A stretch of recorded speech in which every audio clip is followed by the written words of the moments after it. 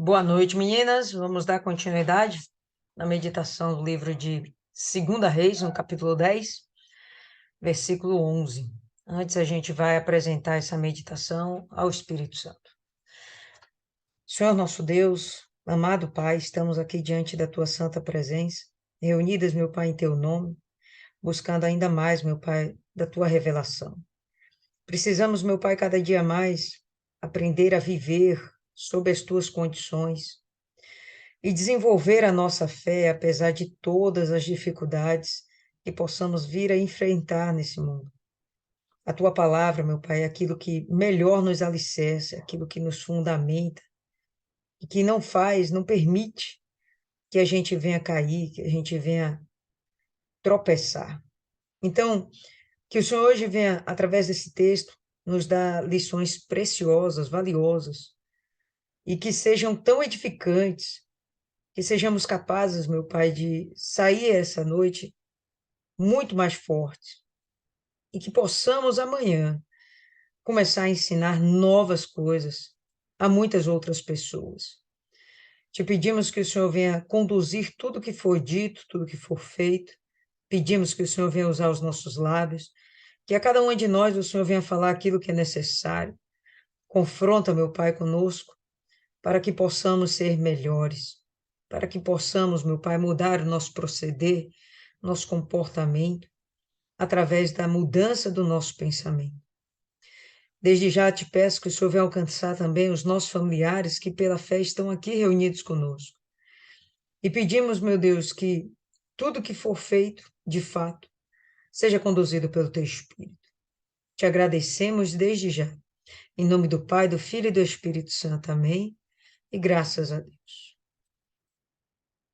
Amém, pessoal. Vamos lá, vamos continuar aqui. 2 Reis 10, verso 11. Jeú, ele está cumprindo à risca todas as determinações que Elias tinha dito a Acabe, e está havendo muita matança. E o objetivo dele é muito claro: destruir toda a linhagem de Acabe. Isso realmente estava dentro dos propósitos de Deus? Sim, mas parece muito cruel. Ok, mas estava dentro dos propósitos de Deus. O que a gente vai ver, ou melhor, o que a gente viu até aqui, foi algo que eu não acredito que tenha desagradado a Deus. Eu acredito que realmente Deus estava satisfeito com o que estava acontecendo. Mas a partir daqui, a gente já vai observar que tem alguns pontos que parecem ser exagerados do comportamento de Jeú. Jeú, por mais que ele tivesse dentro de si a concepção de que ele era um instrumento de Deus para fazer juízo aqui na terra, para fazer juízo dentro de Israel, ainda assim, ele não deveria se exceder, e a gente vai perceber que teve coisas que ele acabou se excedendo. E vale essa reflexão para a gente também. Mas a gente vai falar sobre isso já já. Pode falar, Isis.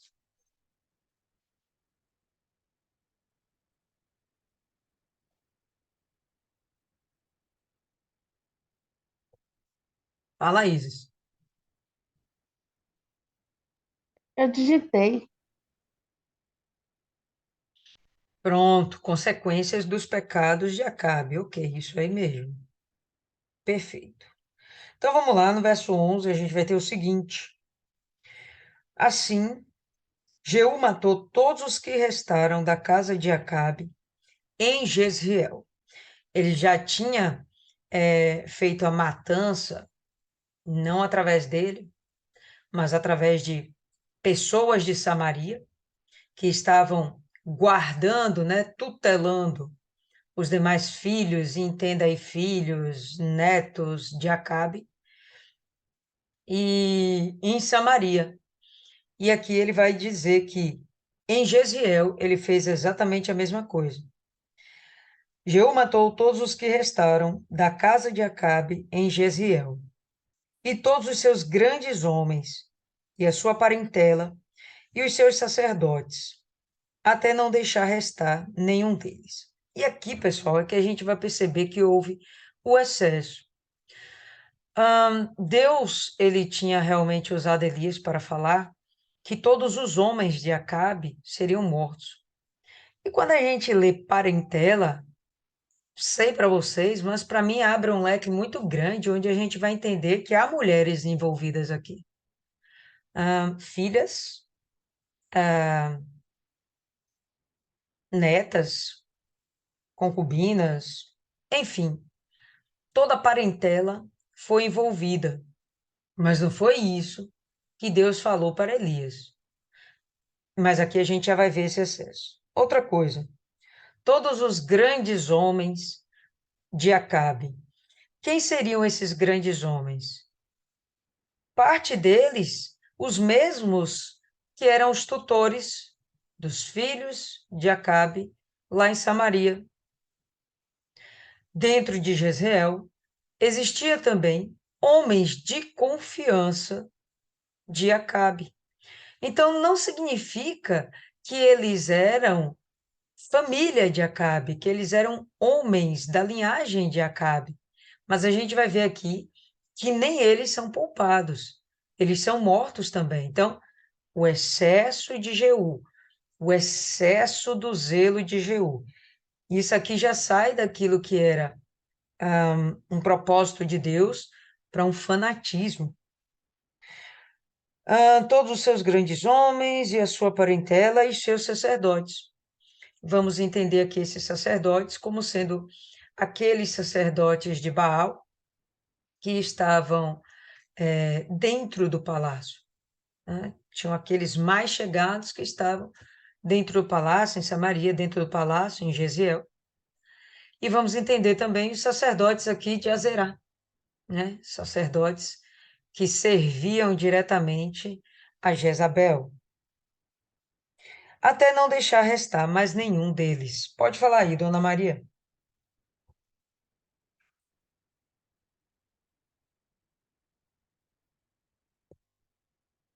Dona Maria, abre o áudio.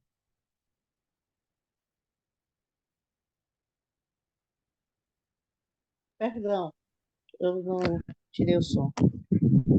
O meu pai ele sempre me falou que tome cuidado quando você estiver com razão. Que aí é que está o perigo. Você, por achar que você está com a razão, que você está certo, você pode se exceder e perder a razão. É simples. Uma pessoa me dá um tapa, aí, poxa, eu estou com a razão, eu fui agredida.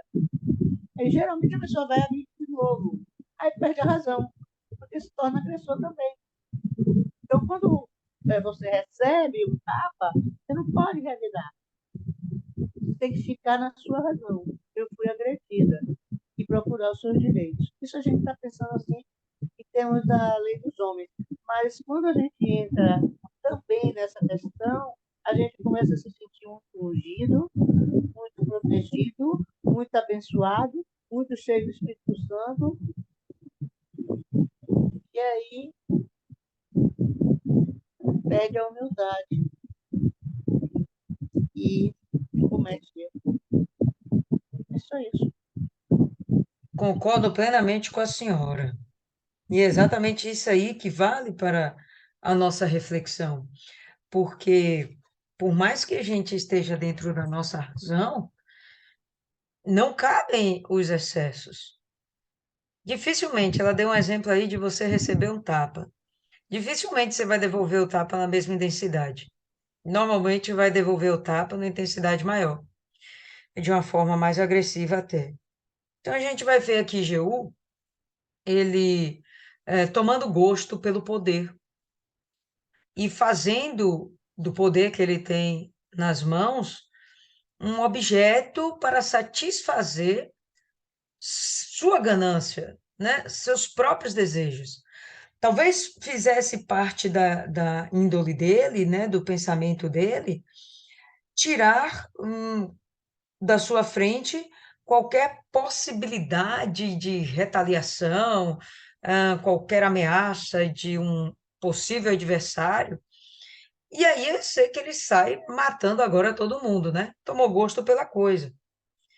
Lá em Samaria, ele divide o crédito da mortandade com o povo de Samaria, né? Os anciãos de Samaria, os tutores lá dos filhos de Acabe, os principais de Samaria.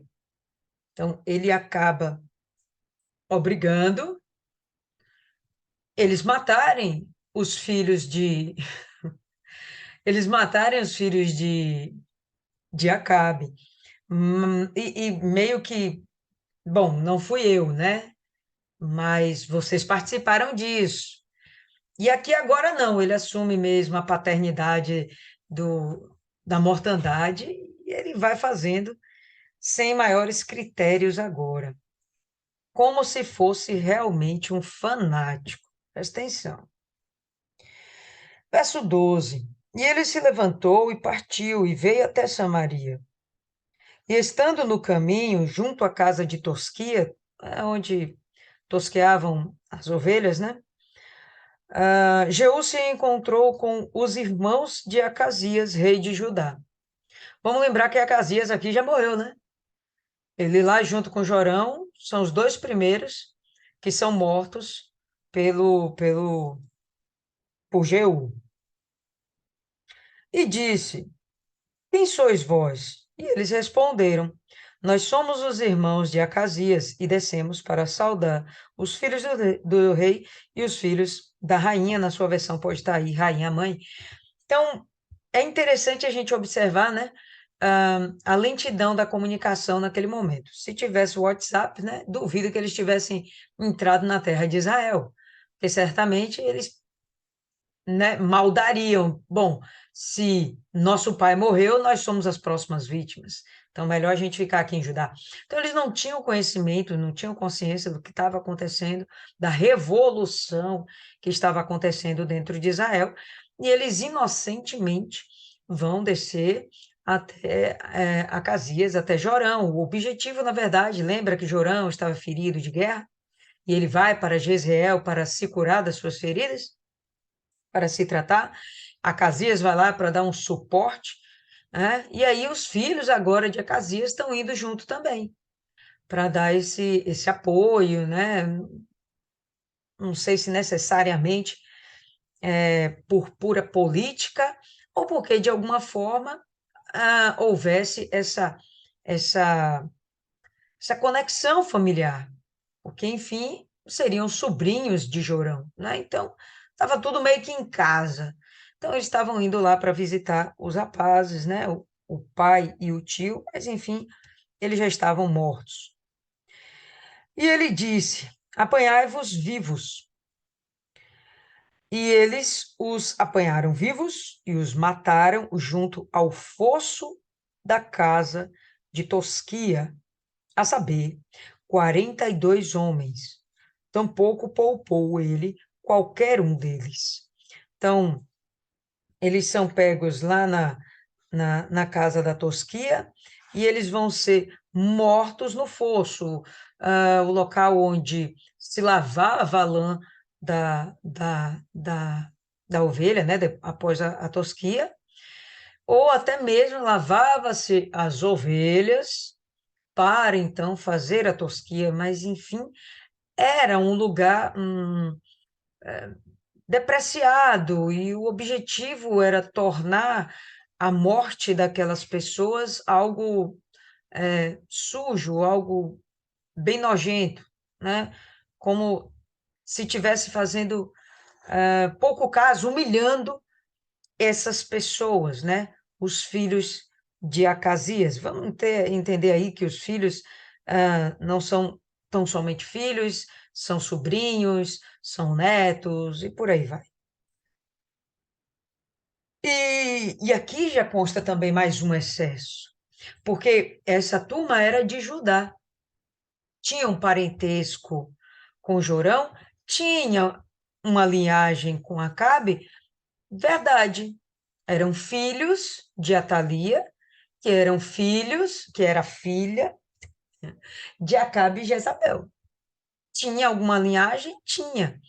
Mas aqui já era um excesso, isso não estava dentro de Israel. Por exemplo, a ira dele contra Acabe, contra Jezabel, não era só o fato de que Elias tinha predito a destruição da linhagem de Acabe, mas também porque eles eram idólatras de Baal.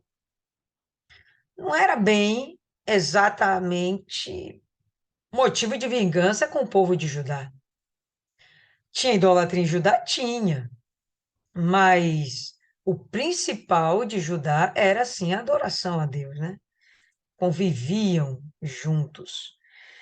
Enfim, aí ele vai lá e comete mais um excesso. Aqui você percebe que o rei já ficou louco. E quando ele havia partido dali, ele desceu diante de Jonadab. E o filho de Recabe, vindo para se encontrar com ele, o saudou e disse-lhe: É reto o teu coração, como o meu coração é com o teu coração? E Jonadab respondeu: se for, dá-me a tua mão. E ele deu-lhe a sua mão, e ele o fez subir na carruagem. Ok? Se eu e você conseguimos entender que Jeú está se excedendo, com certeza a população a essa altura já está começando a perceber a mesma coisa. O exército que ele está coordenando já começou também a perceber a mesma coisa. E quando, pessoal, o rei agrada a população, o que ele faz está dentro dos propósitos da população, cai nas graças da população, e ele, com apoio popular, ele vai ficar lá naquele reinado durante muito tempo em paz.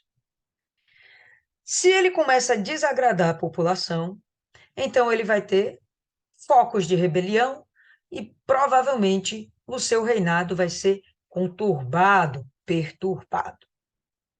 Mas aí a gente vai ver ele agora estendendo a mão para uma pessoa chamada Jonadab. E esse cara não é qualquer cara, ele é um rapaz especial. Por quê? Vamos dar uma olhada aí. Abra sua Bíblia em Gênesis, no capítulo 15.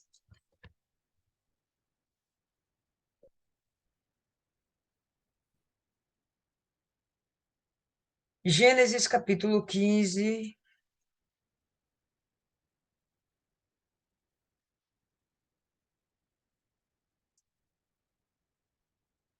no verso 19.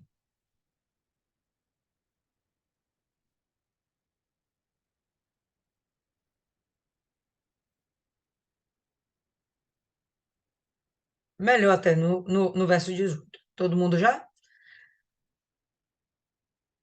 No mesmo dia, o Senhor fez um pacto com Abrão, dizendo: A tua semente eu dei esta terra, do rio do Egito até o grande rio, o rio Eufrates, os queneus, os quenezeus, os cadimoneus, os heteus, os ferezeus, os refaíns, os amorreus, os cananeus, os girgazeus e os jebuseus. Bom, a gente vai focar aqui nos queneus, é o primeiro nome, né, uma das primeiras tribos que aparecem sendo citadas aqui.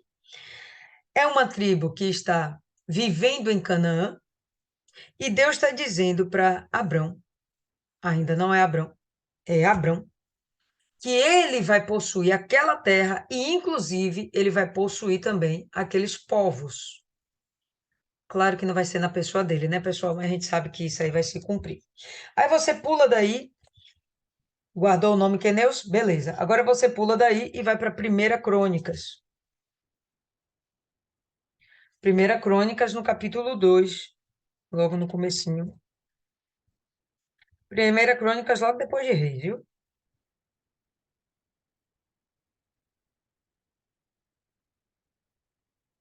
A gente vai ver aqui uma descrição, não vou ler o capítulo todo, claro, mas a gente vai ver uma descrição da linhagem de Judá. E olha quem está aqui no final da linhagem de Judá. Vamos para o verso 55. Primeira Crônicas, capítulo 2, verso 55. E as famílias dos escribas, gravou esse nome? Escribas. Os escribas, eles eram guardadores da lei, replicadores da lei. e eles eram também aqueles que ajudavam, auxiliavam dentro dos palácios, né, no gerenciamento da administração do reinado. E as famílias dos escribas que habitaram em Jabés, os tiratitas, os simeatitas, os sucatitas. Estes são os queneus, que vieram de Amate, o pai da casa de Recabe. Então, a gente está percebendo que os queneus, eles são lá de uma região que fica próxima a Israel, que vai fazer parte de Israel, da terra de Canaã, que vai fazer parte de Israel.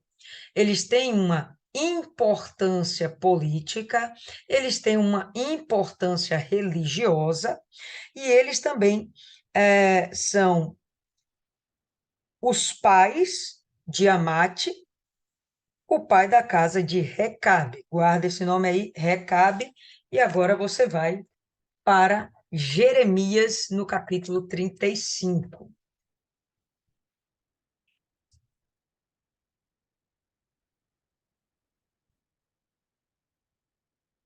Jeremias, capítulo 35.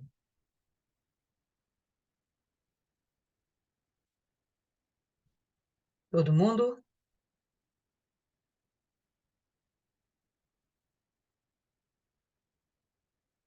A partir do verso 6.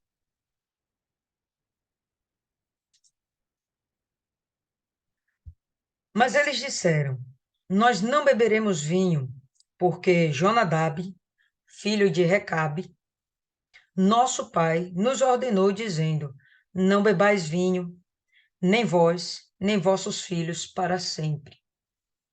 Não construireis casas, nem semeareis semente, não plantareis vinha, nem tereis nenhuma. Porém, todos os vossos dias vós habitareis em tendas, para que possais viver muitos dias na terra onde sois estrangeiros. Assim obedecemos à voz de Jonadab, o filho de Recabe, nosso pai, em tudo que ele nos ordenou, para não beber vinho todos os nossos dias, nem nós, nem nossas esposas, nem nossos filhos, nem nossas filhas, nem construir casas para nossa habitação, nem ter vinha, nem campo, nem semente. Porém, habitamos em tendas e obedecemos, grava essa palavra, obedecemos e fizemos conforme tudo o que nos ordenou Jonadab, nosso pai. Não vou terminar de ler aqui, mas o Me resto do tira uma texto, dúvida. fale. Era Jeremias quanto aí? 35. Eu só entendi o 3. Achei que minha Bíblia estava aí. Sua Bíblia é diferente da nossa. Então, volta aí, pessoal, para Segunda Reis. O que significa? A gente está vendo aqui que Jeú ele está fazendo uma aliança pedindo apoio político a uma pessoa que é extremamente bem referenciada dentro de Israel.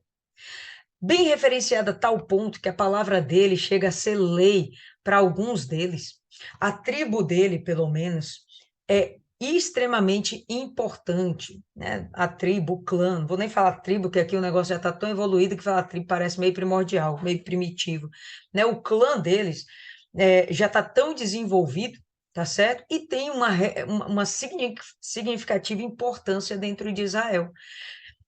Então, aonde eu quero chegar? Vocês pensem que Jeú já começou a desagradar parte da população, parte do seu exército, parte daquela comitiva que seriam os seus súditos dentro dos palácios. Ele precisa que o nome dele esteja muito bem assessorado. E aí ele vai e chama Jonadab. Jonadab, quando vê ele fazendo uma limpeza espiritual, destruindo lá as coisas de Baal, né? As estátuas de Baal, os adoradores de Baal. Bom, aquilo, cumprindo a lei de Elias, a profecia de Elias, melhor dizendo, Jonadab vê nisso algo muito positivo em Jeú. Né? É algo como se, pô, eu penso igual a você. Né? Quando ele fala aqui, como é que é o seu coração? Meu coração é igual ao seu, velho. Eu queria ter feito isso também. Não tão exagerado quanto você, mas parte do que você está fazendo me agrada muito. Eu estou junto contigo. Aquilo que Elias falou, olha, eu acho que é muito espiritual. Eu acho que realmente já tinha chegado a hora disso tudo acontecer. Então, Jonadab, ele é um cara espiritual. Ele não tem um entendimento, ou pelo menos não quer ter, não consegue compreender toda a maldade que está por trás de Jeú. Mas, dentro da proposta dele de seguir a Elias, a profecia de Elias, Jonadab reconhece, não, pô, isso aí procede, isso aí tá certo. Tô colada com esse rapaz. Então, pronto, Jonadab era um cara influente dentro de Israel, era uma pessoa que realmente, como é que a gente fala? Era formador de opinião dentro de Israel, e isso ia ajudar muito essa aliança com o Jeú, ia ajudar muito o rei Jeú nesse momento. Então, não é à toa que ele chega e chama Jonadab para estar consigo, ok? Então, vamos lá. Verso 16. E ele disse, né? Vem comigo e vê o meu zelo pelo Senhor. Assim, eles fizeram-no andar na sua carruagem. Então, ele chega, estende a mão para Jonadab, traz para sua carruagem e fala: olha, anda comigo e você vai ver o meu zelo pelo Senhor. Mas aqui já não tem mais zelo, né, pessoal? Aqui já tem excessos. E quando ele chegou a Samaria, ele matou todos os que restaram de Acabe em Samaria, até que o destruiu, segundo o dizer do Senhor, o qual ele falou a Elias.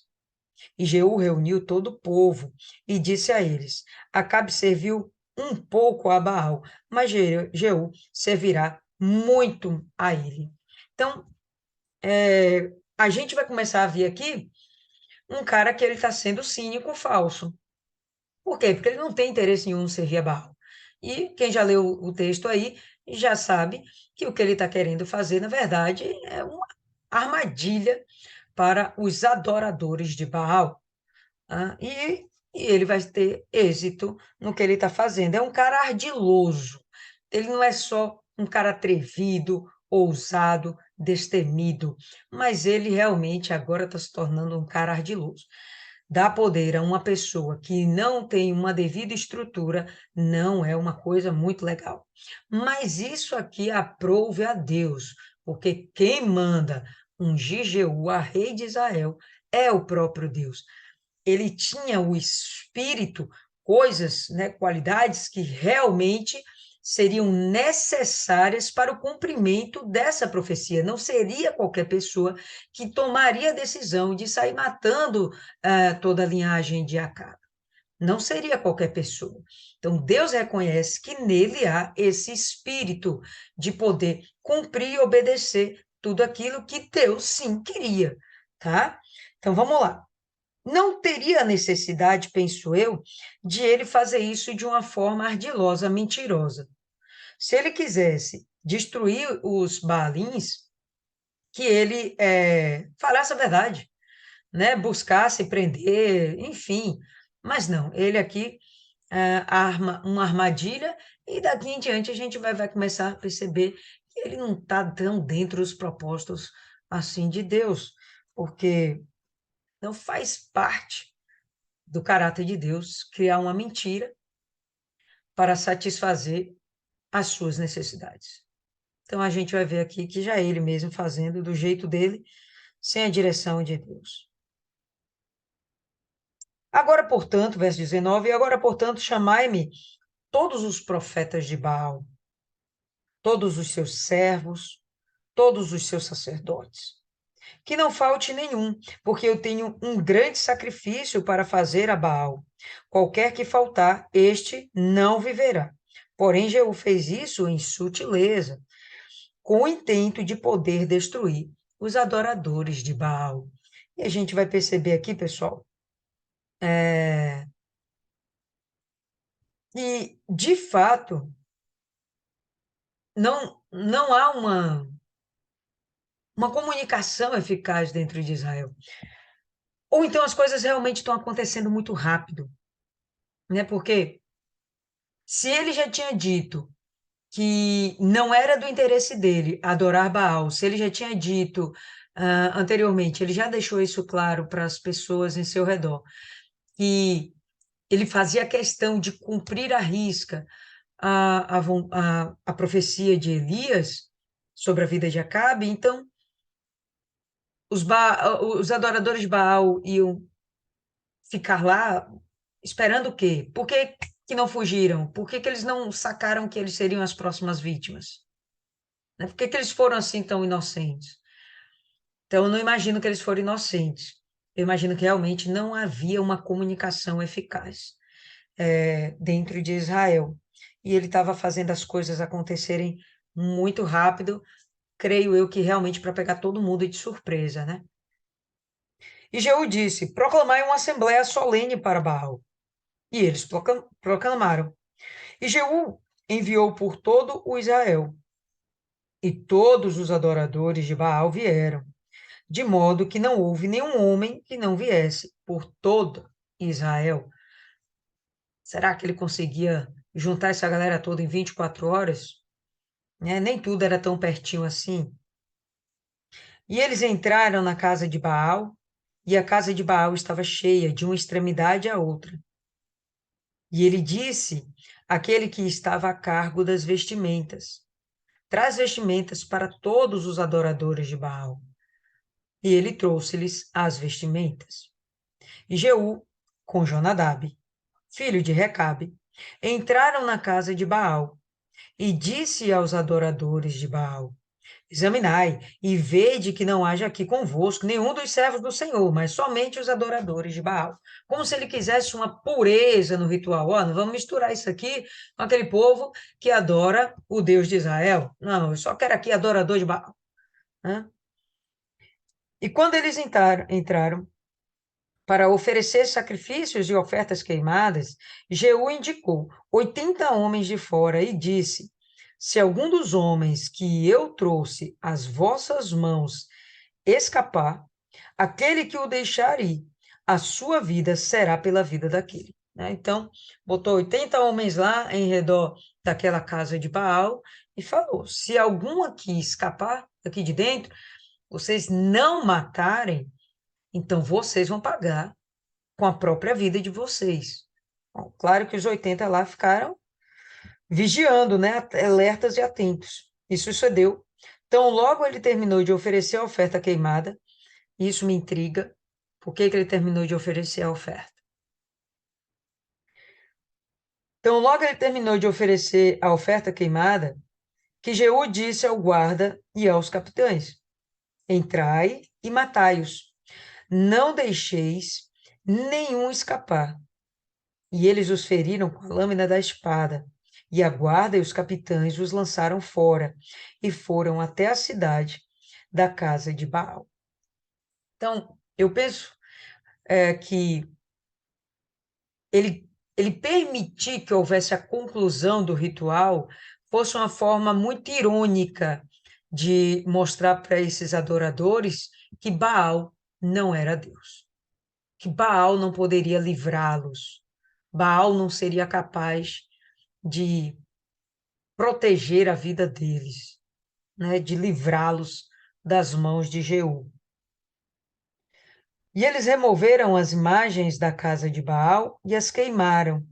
E eles derrubaram a imagem de Baal e derrubaram a casa de Baal e fizeram dela uma casa de dejetos até este dia. Em algumas versões está escrito latrina. A intenção deles era, de fato, profanar aquele templo. Não bastava destruir, a intenção era profanar. E quanto mais eles estavam no centro desse templo, no mais interior desse templo, no mais sagrado desse templo, mais eles profanaram, né? De modo que aquilo ali virou realmente como se fosse um grande esgoto a céu aberto, tá? Assim Jeú destruiu Baal de Israel. Todavia, todavia, todavia, e todo fanático tem um todavia, né? Porque ele, em princípio, ele está defendendo a Deus, mas a gente vai perceber que é do jeito dele, não do jeito de Deus. Todavia, os pecados de Jeroboão, o filho de Nebate, que fez Israel pecar, deles não se apartou Jeú, a saber, os bezerros de ouro que estavam em Betel e que estavam em Dan. Então, haviam 2 bezerros de ouro, quem fez Jeroboão, a gente já sabe o motivo, que era para que o povo não descesse a Jerusalém para adorar ao Senhor de verdade e lá ficassem. Então, Jeroboão, ele constrói lá 2 deuses, manda fabricar 2 falsos deuses, né? 2 formas falsas de alcançar a Deus, e coloca em pontos estratégicos. Coloca um em Betel, que era como se fosse meio de caminho de Israel, e outro em Dan, que ficava na extremidade de Israel. Então, eles não precisariam se deslocar, e lá pertinho, né, ele apostando, Jeroboão apostando na preguiça do cidadão, né, na comodidade do cristão, ele, não, vamos botar aqui esse bezerro, que eles vão ficar por aqui mesmo, eles não vão ter disposição para descer até Jerusalém, se eles tiverem aqui algo que realmente faça eles crerem em Deus. E aí, a oportunidade que Jeroboão tinha, ou melhor, a oportunidade que Jeú tinha de fazer, sim, uma reforma espiritual, uma reforma religiosa por inteiro, ele perde. Ele elimina a maior parte dos altos de Baal de dentro de Israel. Ele elimina a casa de Baal, o templo de Baal. Ele elimina os sacerdotes, mas ele não elimina os bezerros de ouro.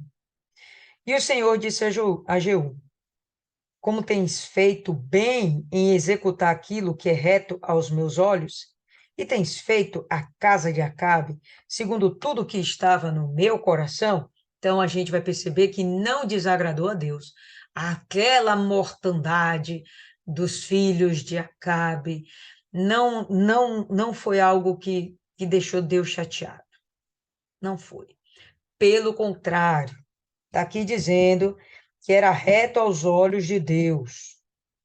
Estava dentro do coração de Deus. Então vamos lá. Como tens feito bem em executar aquilo que é reto aos meus olhos, e tens feito a casa de Acabe segundo tudo que estava no meu coração, os teus filhos da 4ª geração se assentarão sobre o trono de Israel. Então essa é uma promessa que Deus está fazendo a Jeú, por ele ter sido zeloso com a vontade de Deus. Houve uma recompensa. Isso aqui eu acho bem interessante da gente observar. O fato de ele só simplesmente obedecer já foi algo muito legal, mas o melhor estava por vir, que era a recompensa. Quando a gente está aqui trabalhando nesse mundo, vivendo como cristãos e querendo, cada dia que passa, impactar as pessoas que estão em nosso redor e agradar o coração de Deus, nisso a gente faz bem e a gente sabe que vamos ter um galardão. Não que a gente venha brigar e lutar por isso, mas a gente, sem dúvida, tem esse entendimento que nós teremos uma recompensa por estar fazendo tudo aquilo que está dentro do coração do Senhor. Esse rapaz recebe essa recompensa, e a recompensa vai ser que, pelo menos por 4 gerações, seus filhos serão reis sobre Israel.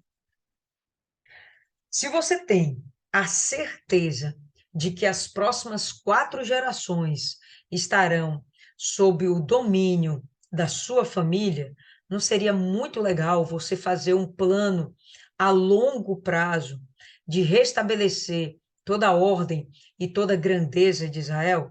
Não seria muito legal que isso estivesse dentro da cabeça de Jeú? mas Deus vê além, e vamos lá. Porém, Jeú não atentou em andar na lei do Senhor, Deus de Israel, de todo o seu coração, porquanto não se apartou dos pecados de Jeroboão, o qual fez Israel pecar. Naqueles dias, o Senhor começou a diminuir Israel, e Azael os feriu em todos os limites de Israel. Pessoal, eu fiquei aqui tentando achar uma imagem, né, do que era o mapa dessa época, mas todos os mapas que eu achei, infelizmente, mostravam muito pouco, ou mostrava só o que era Israel, ou mostrava só o que era a Síria, então não consegui grande coisa, mas eu consegui aqui uma imagem, vou tentar compartilhar aqui com vocês rapidinho. Deixa eu ver, que eu acho interessante para a gente ter uma noção de quem estamos falando. Tá dando para todo mundo ver? Dá para ver aí, pessoal? Sim. Pronto, beleza. Então, olha só o tamanhozinho de Israel. Olha o tamanho da Síria. E aqui o Líbano, a Fenícia, tá? E a Sírio-Fenícia, eles tinham lá, cada um seu rei, mas eles eram muito próximos, muito parecidos, tanto que até os deuses dele eram muito parecidos, né? O modo político deles era muito parecido, enfim. Então, o inimigo que estava aqui em Israel, vamos lembrar que Israel não era tudo isso, né? Que aqui um pedaço em diante era Judá, Judá e Edom. Então, Israel era um pedacinho de terra daqui para cá. Quem está vendo aí o azulzinho, eu não consigo ampliar essa imagem. Quem está vendo aqui o azulzinho, tá? Olha o tamanho dos seus inimigos. E aí, o que Deus fez? Como Deus percebeu que ele não foi puro ao ponto de fato, levar a termo toda a vontade de Deus, que era tirar de lá os falsos bezerros, né, os bezerros de ouro, e ele instaurar novamente a adoração e todo o sistema levítico e levar esse povo a adorar a Deus em Jerusalém. Por quê? Porque isso já foi instituído pelo próprio Deus. Essa era a vontade de Deus.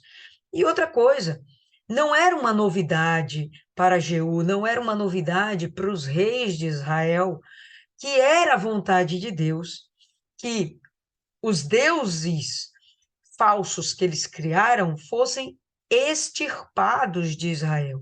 Não era novidade, eles sabiam disso. Mas por que eles insistiam em manter esses falsos deuses lá? Por puro motivo político, pura motivação política, para manter os seus adoradores, o seu povo, dentro de Israel, para que eles não evadissem, para que eles não migrassem, para que eles não levassem as suas riquezas junto, e para que Israel continuasse a ter um povo considerável, né, para continuar, bom, sem povo não tem nem exército, né? E continuar gerando riquezas. Então, meramente político, pessoal. Mas eles tinham a consciência de que isso não era certo. De hoje que a gente está vendo Deus falando, que todos os reis de Israel permaneciam no pecado de Jeroboão. Toda hora ele fala isso, toda hora ele fala isso. Tá? Então, Jeú, ele tinha também essa consciência. Tudo bem que ele estava lá do lado de Acabe quando ele ouviu Elias fazendo a profecia. Sim, mas e o resto ele não sabia? Conversa, claro que ele sabia. Então, como ele não foi capaz de fazer toda a purificação dentro de Israel, e aí a gente vai ver que Deus vai fazer com que o seu reino seja diminuído. Então, os ataques, a gente já sabe que Síria e Israel brigavam o tempo todo, né? Toda hora eles tinham uma guerrilha. Então, a todo momento a gente vai ver agora que essas guerrilhas vão ser ganhas pela Síria. Por isso, os limites de Israel vão sendo diminuídos. Então, ele era um país deste tamanho, vai ficando cada vez menor. Vai perdendo poder econômico, poder político, vai perdendo poder militar e vai se reduzindo a nada. Vamos ver aí. Naqueles dias o Senhor começou a diminuir Israel, e Hazael os feriu em todos os limites de Israel, desde o Jordão para o leste, a toda a terra de Gileade, os gaditas e os rubenitas, e os manassitas, desde Aroé, que está junto ao rio Arnon, Gileade e Bazã. Ora, o restante dos atos de Jeú e tudo o que ele fez, e todo o seu poder, não estão escritos no livro das crônicas dos reis de Israel? E Jeú dormiu com os seus pais e sepultaram em Samaria. E Jeocás, o seu filho, reinou em seu lugar.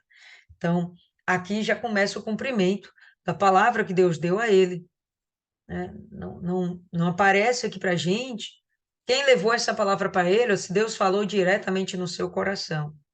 Não aparece. Mas, enfim, a profecia está se cumprindo. Então, Deus tinha prometido a ele pelo menos 4 reis. O primeiro já tá sendo posto. Jocais, o seu filho, reinou em seu lugar. E o tempo em que Jeú reinou sobre Israel em Samaria foi de 28 anos. 28 anos é um tempo considerável, né? Um tempo considerável. Se a gente for olhar para Davi, Davi reinou 40 anos. Ele reinou mais que a metade do tempo que Davi reinou. Teve seus pontos positivos, mas, infelizmente, de negativo foi manter lá os falsos deuses de Jeroboão. Dentro disso aí, pessoal, o que fica para vocês? Que aprendizado vocês tiram? Que lição vocês tiram? De começo, aquilo que Dona Maria falou para mim, eu penso que é uma das lições mais importantes que o texto quer nos passar, tá? Então, por mais que você esteja dentro da sua razão, se você se excede, você perde a razão e passa a ser não mais aquele que estava buscando justiça, mas sim aquele que está causando violência, tá? Dona Cida, fala aí, Dona Cida. Vou começar pela senhora.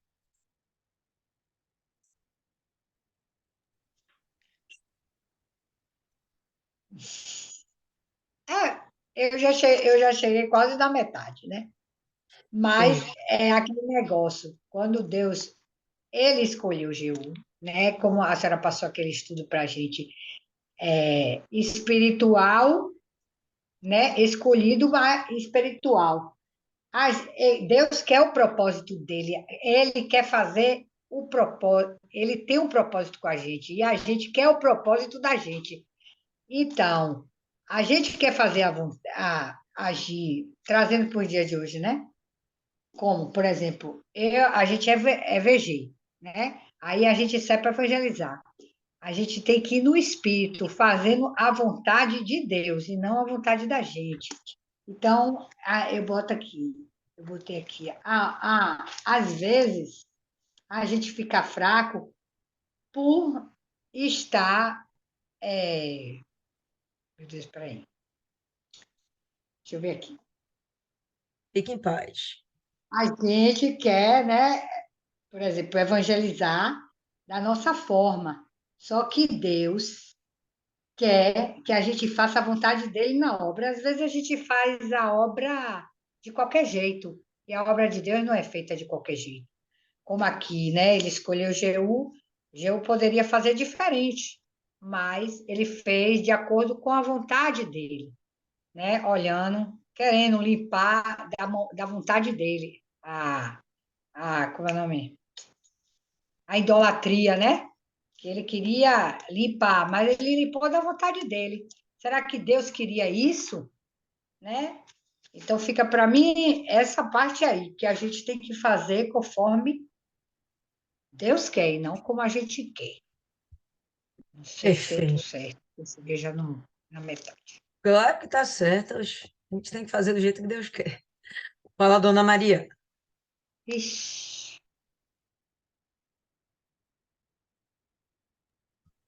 Eu estava pensando aqui que essa questão do bezerro, no início, até quando estávamos com Paloma, Lilian fez bem uma descrição do que era o idoso de Deus.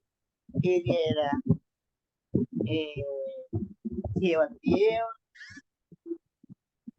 Deus, mas ele tinha um entorno, um entorno com crença. De repente, ele foi criado e aqueles bezerros, as pessoas dizem, olha o bezerro de ouro, o bezerro de ouro quase acontece. E ele, né, ficava ouvindo isso, e talvez ele não... É como a gente, que às vezes nós falamos evangelical e a pessoa chega e vai assim, sua sorte é vestir azul. E o indivíduo evangélico sai por aí vestido azul, porque sei lá quem falou essa bobagem, né? Como é que você é evangélico e vai sair vestido azul porque alguém disse que você é azul, deve vestir azul? Ou que você é do signo não sei o quê e tem que fazer não sei o quê? Mas isso é o nosso entorno, porque a gente vive aí todo mundo falando em signo e não sei o quê, e as pessoas, às vezes você está conversando com a pessoa e a pessoa pergunta qual é o seu signo, entendeu? Aí você diz, não, eu sou de Jesus. Sim, mas quando você nasceu?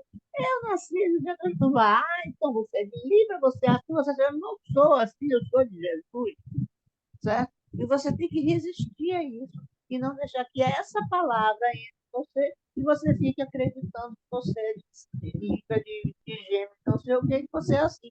Eu acho que esse bezerro, pode ser que eu esteja enganada, mas esse bezerro é um pouco isso, sabe? Será mesmo que eu sou desse signo e que eu tenho que fazer isso? No momento em que você faz essa pergunta, você está desviando o caminho de Deus, você está deixando de adorar a Deus, está deixando de considerar que sua vida está na mão de Deus e sim regida por uma constelação, né? Uma constelação de estrelas do céu, Libra, Câncer, sei lá. Essa constelação está me regendo, não. Quem me rege é Deus. Quem me guia é o Espírito Santo. Eu não posso aceitar outra coisa. Eu tenho que entender assim. E nós sabemos que existem como denominações no nosso entorno, várias, não vou ficar aqui falando tem só o signo, entendeu? E nós temos que ser resistentes, não deixar, porque o entorno, muitas vezes, eles terminam sem você querer, te influenciando. Sem querer, não. O entorno nos influencia, a gente tem que ter cuidado com o entorno. Não dá para ficar andando com gente do mundo, não, porque senão daqui a pouco a gente está mesmo acreditando em signo, e fazendo coisas do mundo. Essa é que é a verdade. A gente tem que ficar um pouco afastado das pessoas do mundo, sabe? E eu acho que foi isso de Geu. Ele tinha um entorno em que as pessoas falavam essas coisas. Oh, bezerro de ouro, não sei o quê, certo? E aí, poxa, né? Hoje mesmo, vários grupos, vários grupos que eu faço parte, professores, tenho visto e tal, votaram saudação a Iemanjá, porque hoje é dia de Iemanjá. Então, é o entorno da gente. Eu acredito que não foi só eu que tive esse problema, muita gente aí deve ter visto na televisão, sei lá, alguma coisa desse tipo. Então, nós temos que tirar jamais, para não deixar que essas coisas nos toquem. Você veja que Jeú foi um cara escolhido por Deus para fazer justiça.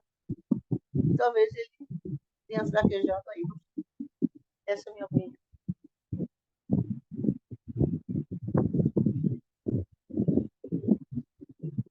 Perfeito, pessoal. Fernanda, para concluir, Não, não tenho nada demais a acrescentar, não. Cristiane, Arimatea, para concluir.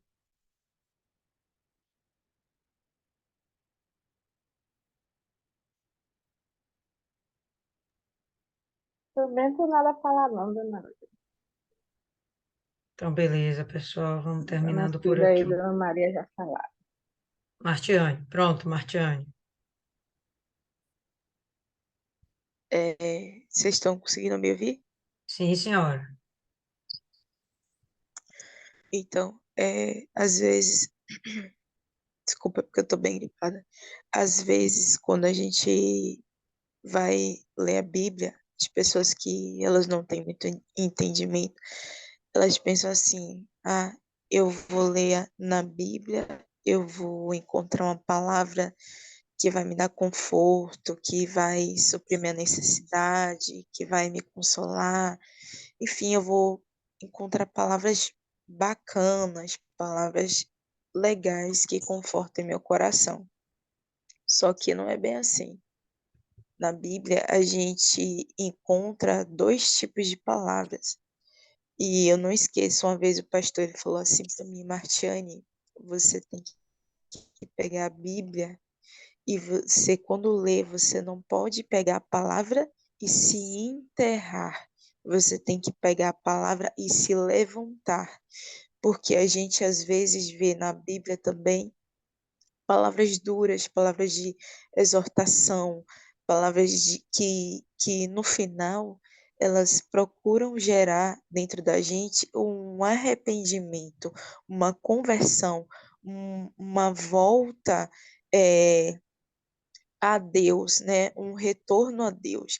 E Deus ele usa muitas vezes de palavras duras, de exemplos tristes na Bíblia, né? Que aconteceram com pessoas, para que a gente veja aquilo ali e a gente não siga por aquele caminho, né? E outra coisa que eu ia falar, às vezes a gente vê assim, tem gente que pensa assim: ah, eu tô dentro da igreja, mas eu não vou me batizar. Por quê?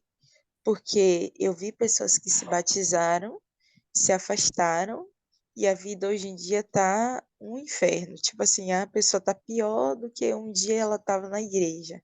Então, tem gente que tem esse pensamento: ah, não, eu não quero um compromisso com Deus, porque vai que eu tenho esse compromisso com Deus, lá na frente eu não aguento, eu caio, e aí minha vida fica igual a de fulano, que fulano só o pai das luzes.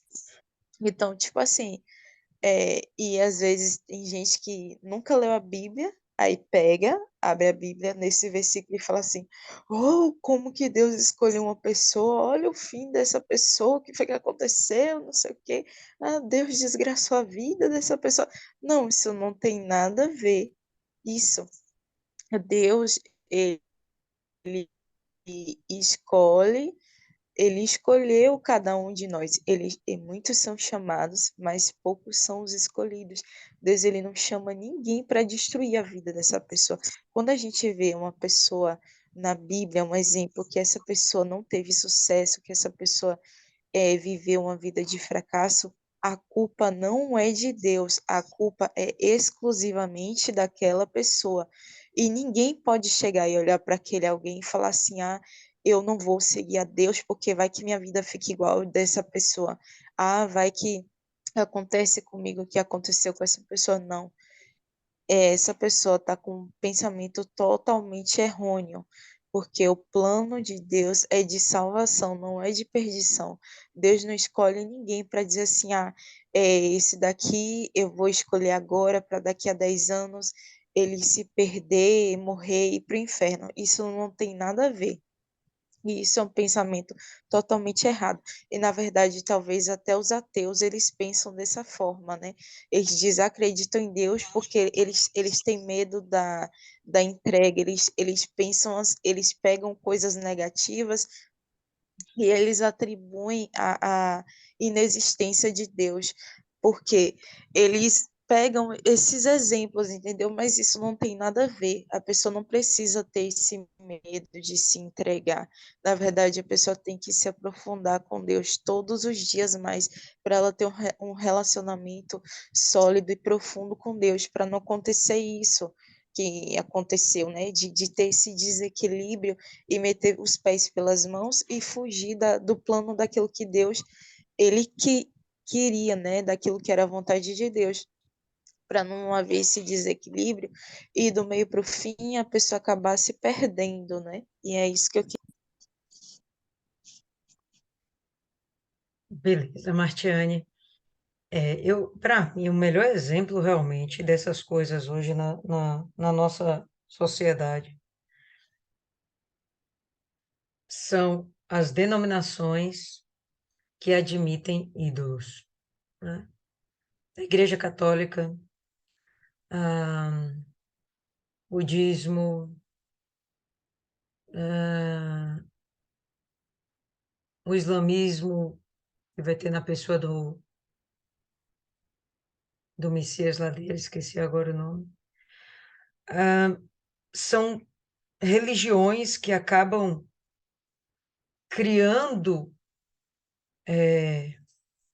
falsos deuses e eles obedecem aquilo que eles acreditam, não aquilo, Maomé, isso aí mesmo, não aquilo que realmente o Deus Criador quer.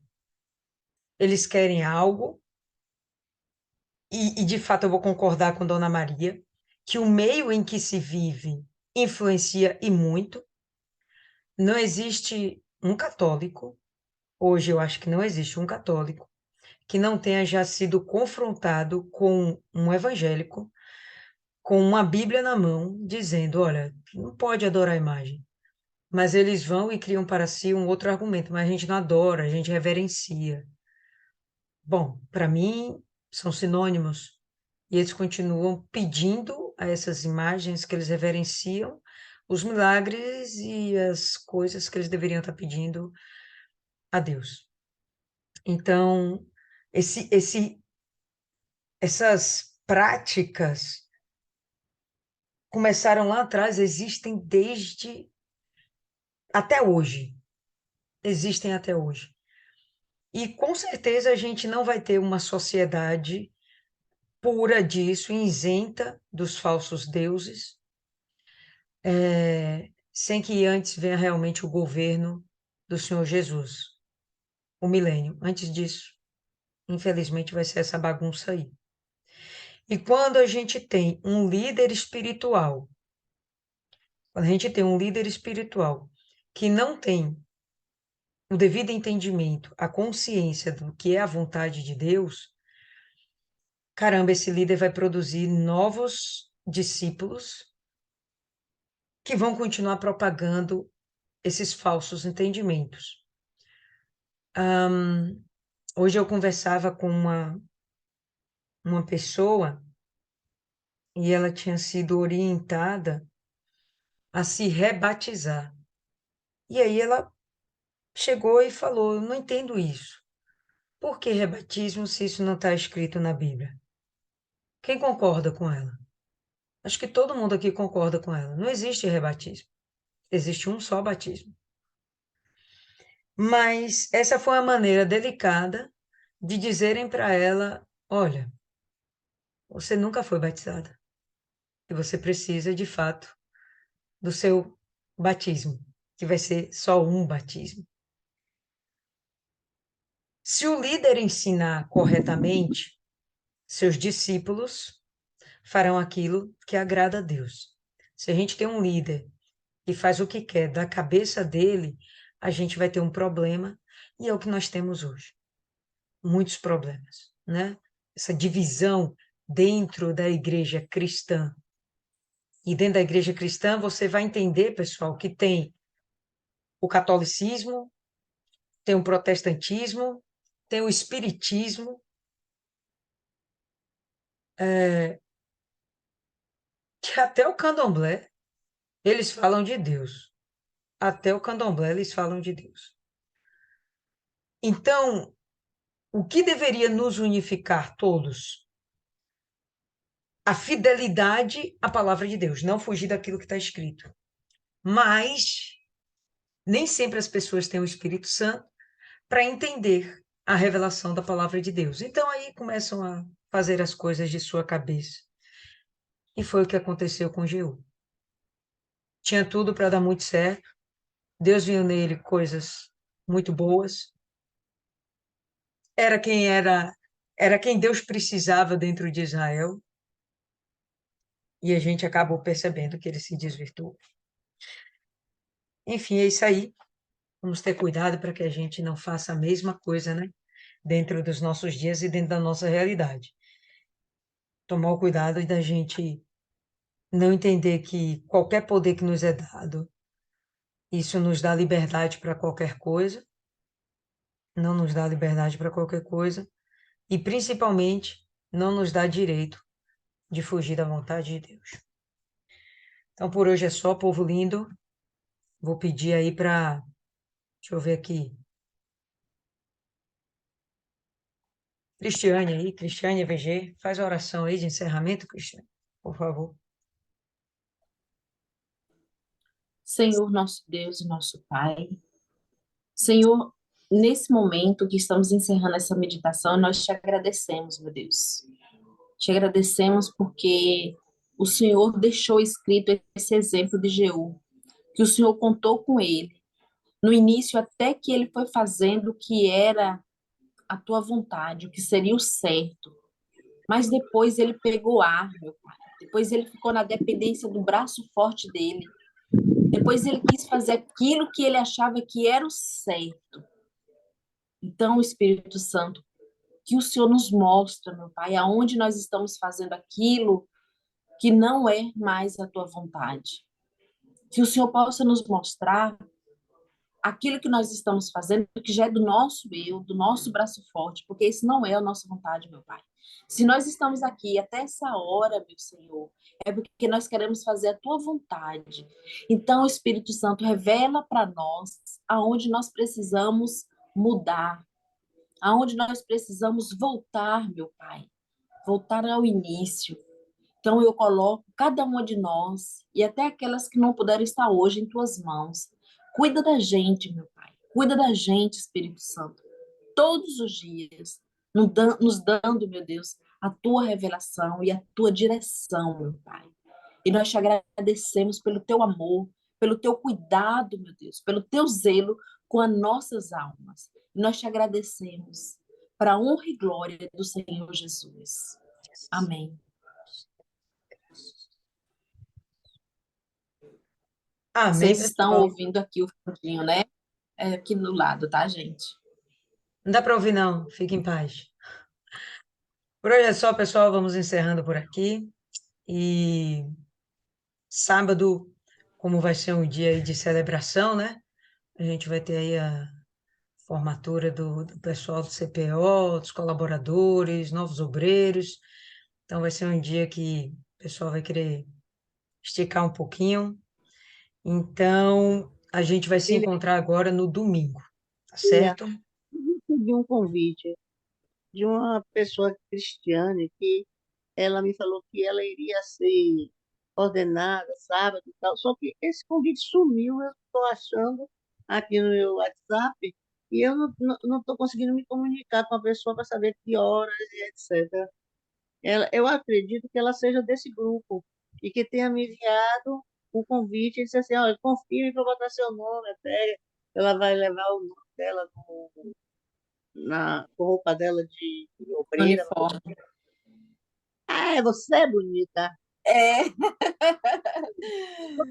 Sou eu, Dona Maria. Qual é a hora? Então, peraí. Vai ser às 18. Peraí, vamos só encerrar, que daqui a pouco a gente continua. Então, só encerrando aqui, pessoal, até a próxima.